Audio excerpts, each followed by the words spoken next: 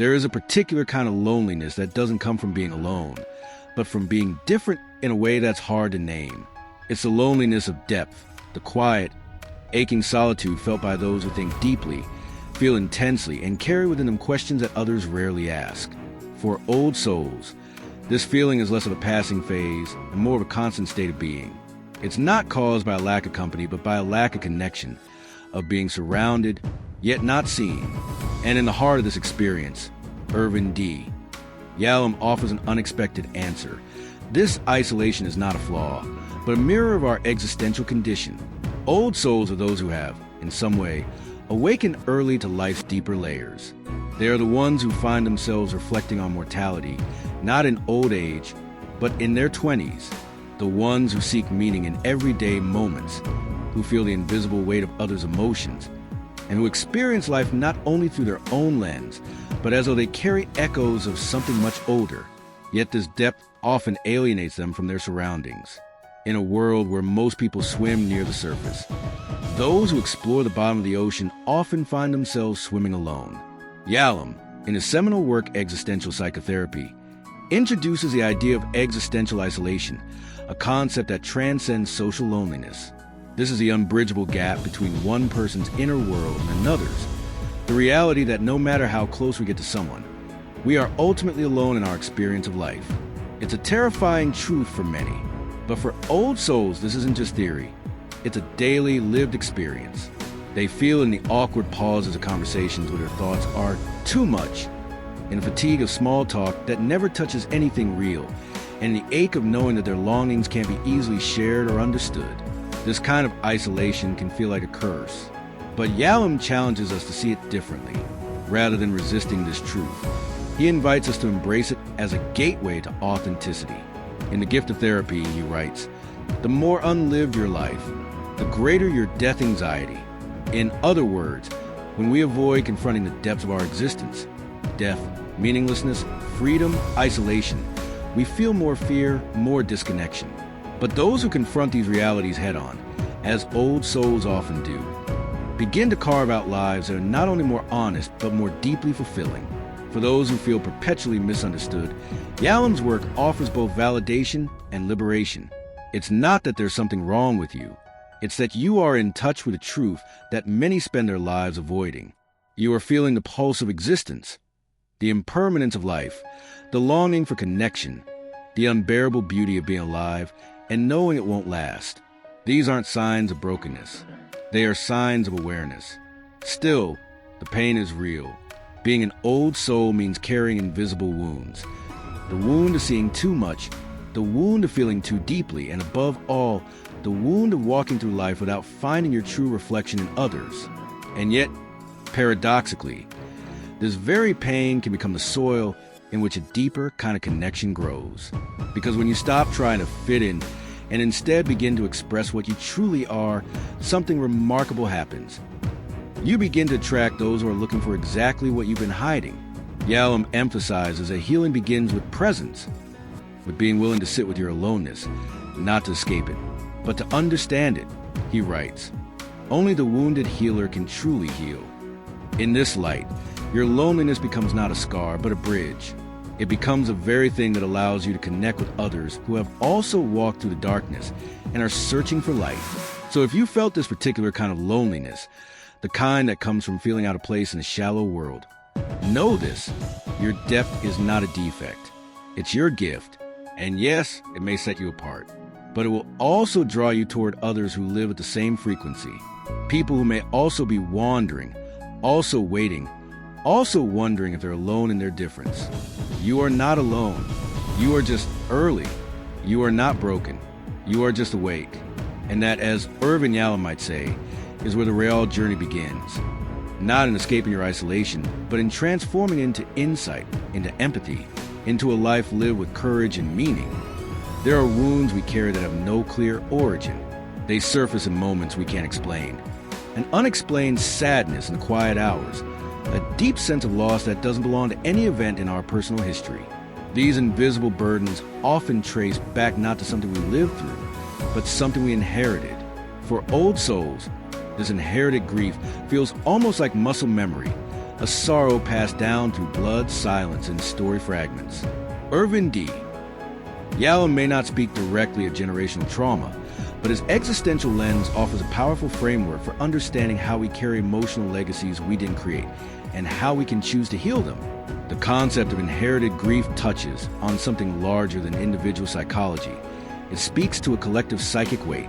Children of war survivors, descendants of enslaved people, those from families fractured by abandonment, exile, or secrecy often grow up a profound, unnamed heaviness. It's not just a family narrative that shapes them. It's what's left unsaid, the emotional atmosphere, the subtle patterns of anxiety, guilt, or silence that become part of the fabric of their being. Even in families where trauma is never spoken aloud, it's passed along like an heirloom. The body knows, the heart remembers. Yalom's philosophy encourages a radical confrontation with what he calls the givens of existence: death, freedom, meaninglessness, and isolation. But beyond these core themes, he continually emphasizes personal responsibility. This does not mean blame. It means ownership. In The Gift of Therapy, he urges both therapists and patients to recognize their own agency, even when the past feels overwhelming. He writes, "Though the past may shape us, it does not define us. What matters is how we relate to the past now." For someone carrying inherited grief, this is a crucial turning point. You cannot change what your ancestors lived through, but you can choose what to do with what they left behind. Old souls often feel the impact of inherited grief more intensely because of their heightened sensitivity to emotional undercurrents. They might cry at music that evokes a time or place they've never visited. They might feel deeply disturbed by injustice they didn't personally witness, yet feel personally responsible for. They might over-apologize, overprotect, or overthink in ways that seem disproportionate, until you realize they are unconsciously trying to soothe not just their own pain, but the pain of those who came before them.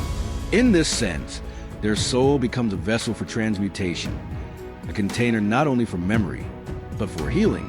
Yalom reminds us that insight alone is not enough. We must also act, acknowledging grief, naming it, expressing it. These are the first steps. But healing inherited wounds also means rewriting the script. If your father never spoke of his losses, you become the one who tells the story. If your grandmother buried her pain beneath silence, you become the voice that breaks it. If shame was passed down like tradition, you become the one who says, "No more." Existential therapy does not promise easy closure. Instead, it offers depth. It says, let's sit together with this pain. Let's ask what it wants to teach us. It views grief not as pathology to cure, but as a truth to integrate. Yalom often encouraged patients to write existential accounts of their lives. Honest, unsanitized narratives that hold not only the facts, but the emotional truth behind them. For old souls carrying generational sorrow, this act of witnessing, of giving language to the legacy, can be revolutionary. There is also something profoundly empowering in realizing that what you feel may not be entirely yours. It allows you to release the shame of "why am I like this?" and replace it with compassion. Of course I feel this. It was handed down to me. And from there you can ask, do I want to keep carrying this, or will I choose something different? Healing inherited grief does not mean forgetting the past. It means transforming it. It means choosing to become a conscious link in the ancestral chain, one who no longer simply repeats, but repairs. And this is where Yalom's message becomes most powerful. He does not ask us to erase our pain, but to use it, in his words. If we climb high enough, we will reach a height for which tragedy ceases to look tragic. This is not a dismissal of suffering. It is a reframe. Pain, when faced with honesty and love, becomes a raw material of wisdom. So if you feel a sorrow that doesn't have your name on it, know that you are not broken. You are simply tuned in. You are the living echo of a longer story. And you have the chance to become the voice that turns silence into song, that turns wounds into wisdom, that turns grief into grace. There are moments in life when awareness doesn't feel like a gift. It feels like a burden. For those often called old souls, this sensation is painfully familiar. They don't just see what's in front of them. They see what lies beneath.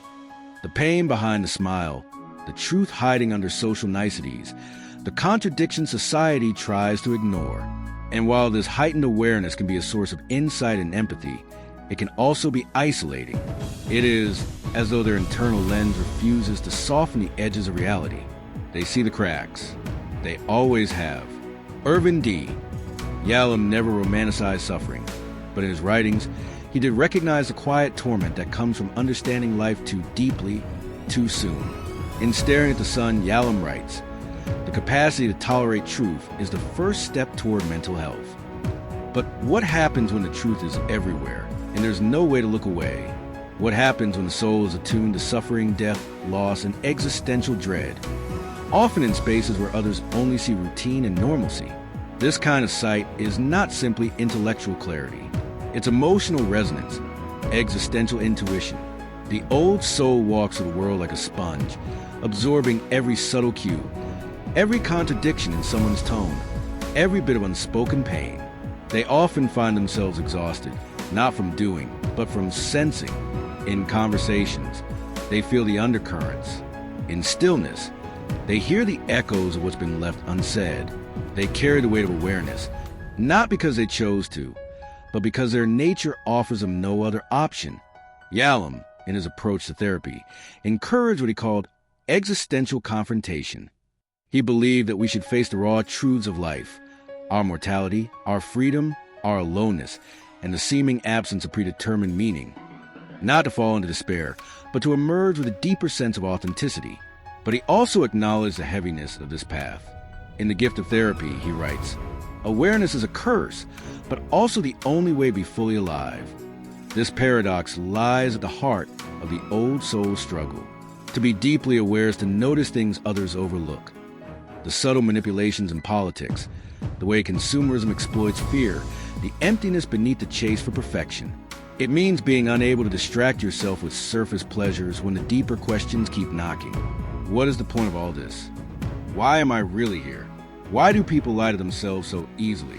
These aren't questions the old soul chooses. They arise like a tide, uninvited but impossible to ignore.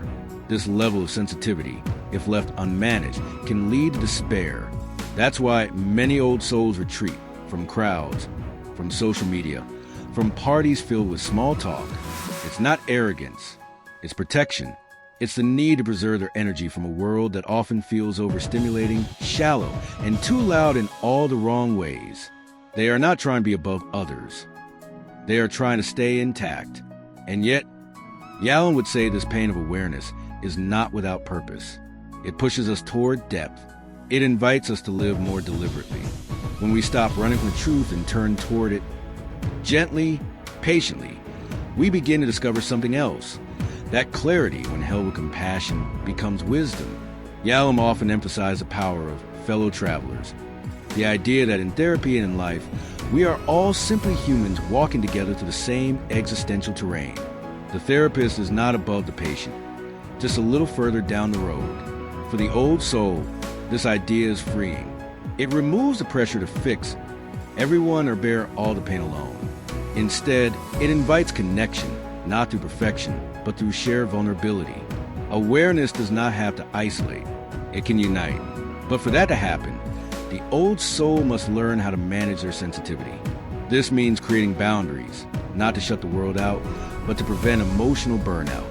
It means learning to rest, not as an escape, but as a necessary part of integration. It means grounding, finding rituals, relationships, and creative outlets that help anchor their vast inner world in the present moment. And most importantly, it means reframing the narrative. Awareness is not a flaw. It's a form of spiritual maturity. But like all maturity, it requires care. The pain of seeing too clearly is real, but so is a potential that comes with it. In that clarity lies a capacity to guide, to understand, to heal, not just yourself, but others who are lost in fog. Yalom wrote, "The deepest gift you can give another is to see them, to really see them." Old souls often do this naturally, but in order to give this gift, they must first extend it to themselves. They must learn to see their own sensitivity not as a curse, but as a mirror reflecting their capacity to love, to question, to imagine. So if you've ever wished you could unsee, unfeel, unknow, take heart. You are not broken. You are awake. And while the world may not always understand that, Your presence in it matters more than you know. Your pain is not proof of your failure. It is evidence of your depth. And from that depth, a different kind of light begins to shine. There's a quiet ache that lives in many old souls.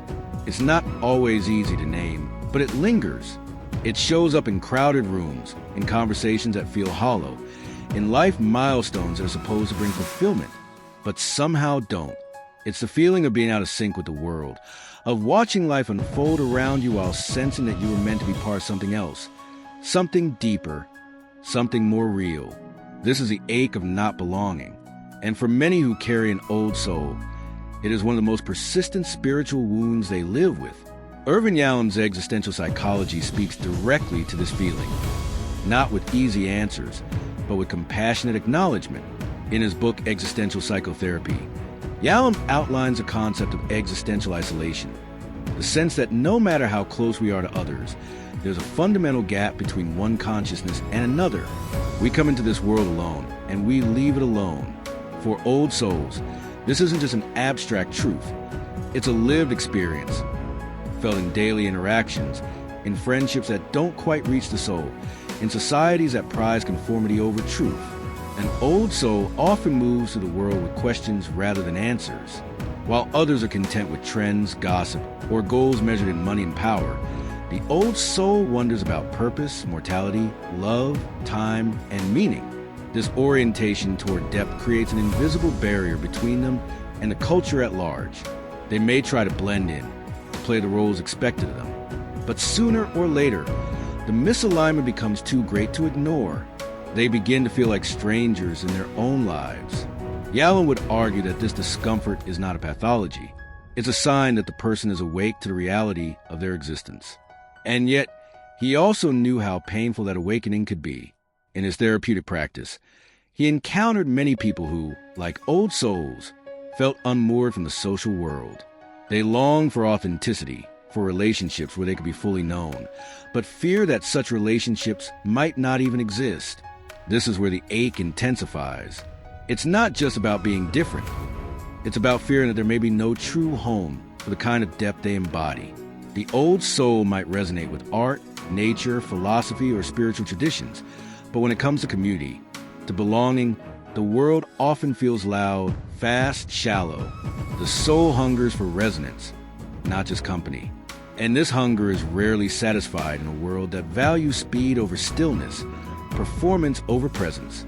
But Yalom offers a way forward. His concept of fellow travelers again becomes vital here. Rather than looking for a perfect tribe or external group to validate one's identity, he encourages us to seek and recognize others who are also journeying through life with openness and vulnerability.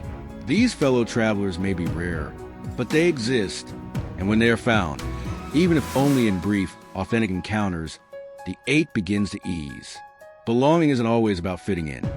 It's about being seen, being understood without having to explain or shrink. For the old soul, the work becomes twofold.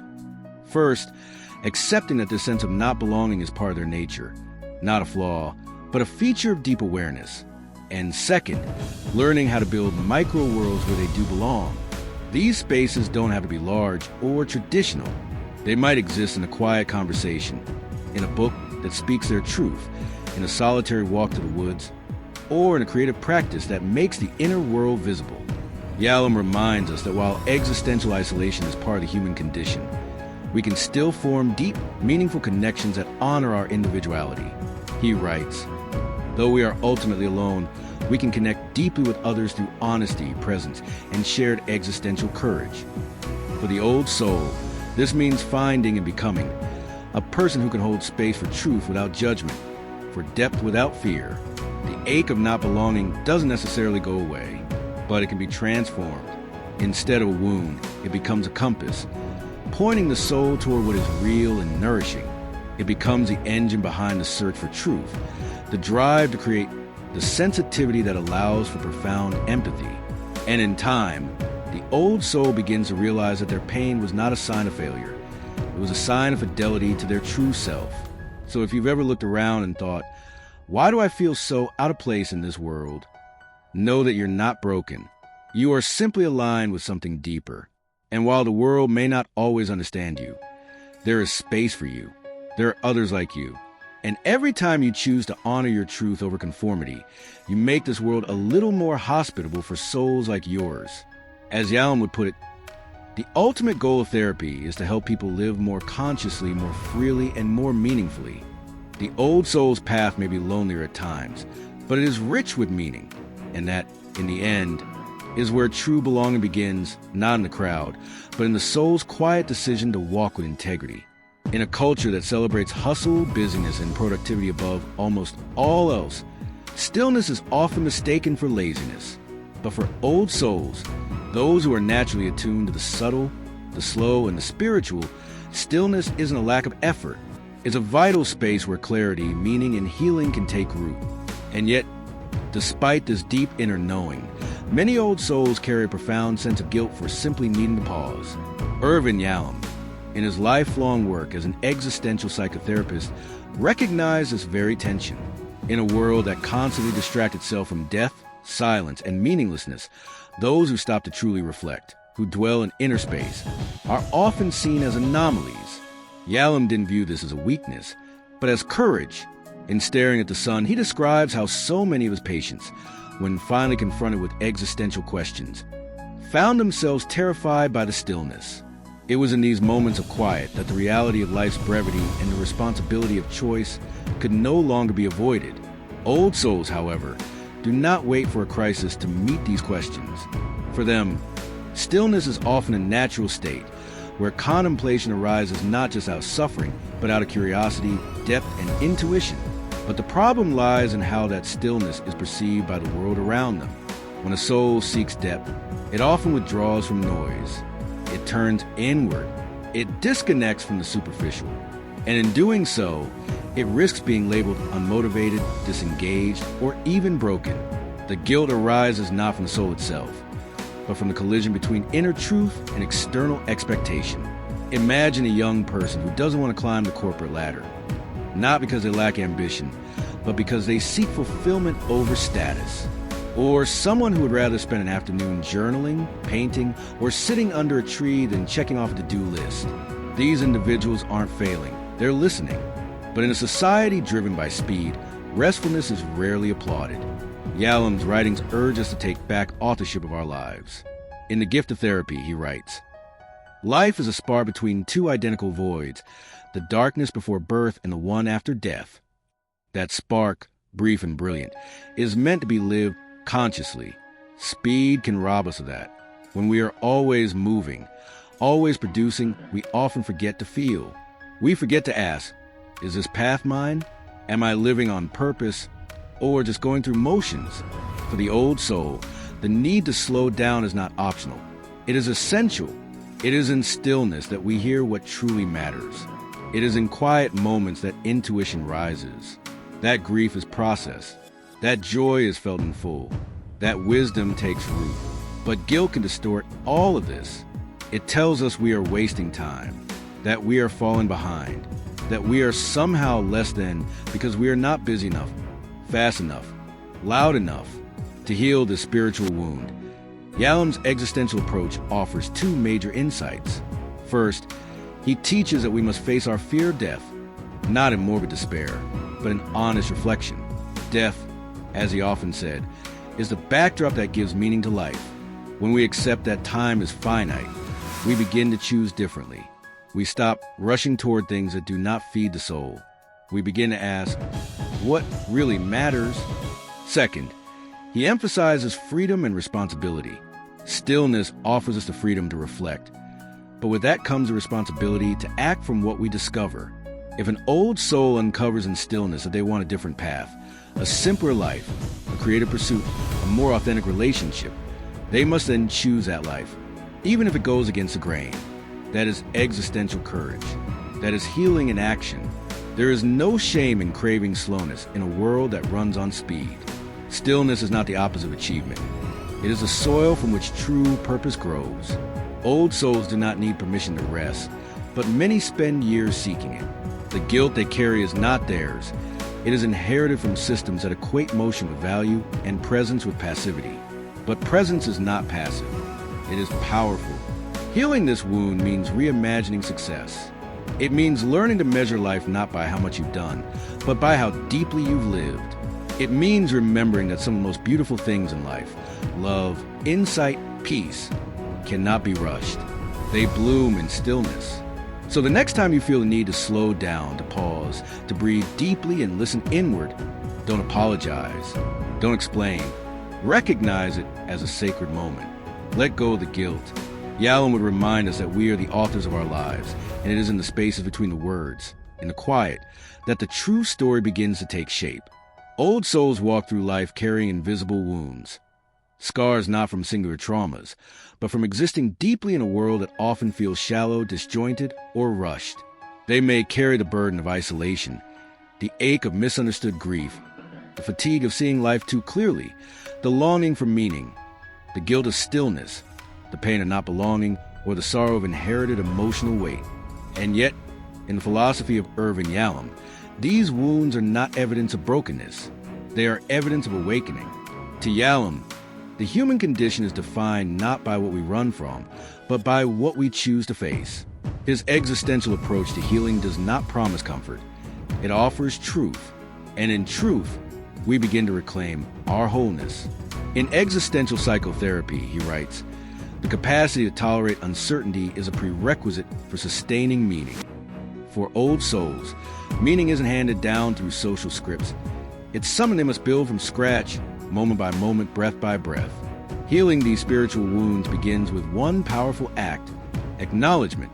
It requires naming the pain instead of numbing it. Many people, when they feel the ache of existential loneliness or the burden of inherited suffering, push it aside. But old souls feel it deeply. And instead of fleeing, they can learn, guided by Yalom's work, to sit with the discomfort, not as enemies, but as messengers. The first message is this: you are not broken for feeling deeply. In fact, your depth is a form of intelligence, a kind of emotional wisdom that sees beyond the surface. But that depth must be honored, not buried. Yalom's work encourages radical honesty with oneself. What wounds are you carrying that no one else sees? What truths have you known since childhood but were taught to ignore? Healing begins when we stop pretending. Old souls often live with a kind of spiritual amnesia, not because they've forgotten who they are, but because the world convinces them to doubt it. Reclaiming wholeness is about remembering. It's about returning to the self that existed before you were told you were too much, too sensitive, too slow, or too quiet. As Yalom might put it, the task is not to fix yourself, but to face yourself. This facing involves courage, the very kind Yalom considered essential to the therapeutic journey. In his sessions, he didn't shy away from death, meaninglessness, or freedom. Instead, he leaned into these truths with his patients, showing them that the path to healing ran straight to the most uncomfortable places. But what lay on the other side was not despair, it was freedom. Freedom, in Yalom's framework, is the realization that we are the authors of our lives. Even in the face of fate, genetics, or circumstance, we can choose how we respond. For the old soul, that response must be deliberate. Healing means choosing relationships that honor your depth. It means creating rituals of stillness instead of rushing through life. It means crafting a life around meaning, not performance. It also means embracing mortality, not as a threat, but as a compass. In Staring at the Sun, Yalom argues that death awareness, rather than paralyzing us, can awaken us. It reminds us that our time here is short and therefore sacred. For the old soul who has always felt the shadow of impermanence, this realization can shift from fear to fuel. It can energize a more authentic way of living. The final component of healing is connection. Old souls often walk alone, but they are not meant to remain isolated. Yalom believed in the healing power of human encounter. Deep, honest, present connection, where souls meet without masks, is a medicine no prescription can match. When an old soul finds another who sees them, who listens without trying to fix, something remarkable happens. The wounds begin to close, not through denial, but through shared understanding. And yet, the most crucial relationship, according to Yalom, is the one we have with ourselves. Self-dialogue, self-responsibility, and self-compassion are the cornerstones of existential healing. In the silence of that inner world, Old souls can learn to forgive their slowness, their difference, their sensitivity. These are not liabilities. They are their unique paths to truth. So what does healing look like? It's not flashy. It's not loud. It is the quiet decision to live with integrity. It's the courage to slow down in a speeding world. It's choosing solitude without sinking into loneliness. It's honoring the wounds without becoming them. It's waking up each morning with the question, how can I live today in a way that reflects who I truly am? For old souls, the journey is rarely easy, but through the lens of Irvin Yalom's wisdom, the road becomes clear. It's not about escaping pain. It's about using it. Not about finding answers, but asking better questions. And ultimately, it's about living fully, bravely, and deeply, even when the world tells you not to. Because at the end of it all, your wounds are not weights. They are windows. Through them, the light enters. If this message spoke to your soul, don't keep it to yourself. Like, share, and subscribe for more journeys into the depth of the human spirit. We explore the unseen, the unspoken, and the unforgettable every week. Hit the bell so you never miss a moment of insight. Your path matters here. Welcome to a place where being different is finally understood.